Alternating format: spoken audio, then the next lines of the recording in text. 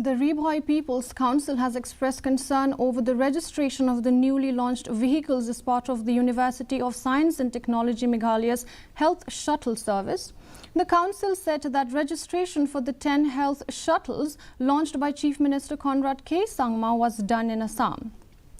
The Rbpc said the registration of these 10 vehicles in Assam is seen as an act that undermines the state's authority and has urged the state government to clarify on the matter.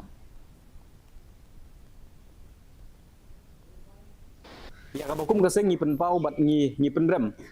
ba Chief Minister ulak benong bakani gade ban bus ya ka healthcare dak ba pelat ya kini ki spotuli ki kali ka Urbania Vans Santli bat ka AC bus Santli Henry ka bagaseng ka kuat ban bu ya ka jingkeli ka long ba kai ka dau ka ba penlong ya ka PIMS USTM ban register ya ka kali Sha Assam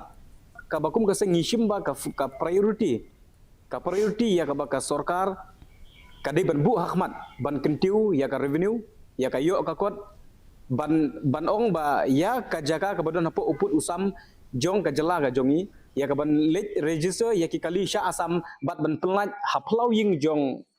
Chief Minister ngishim nga kaseng bakani kadai ka insult ya ka state hakmat jong executive head Meghalaya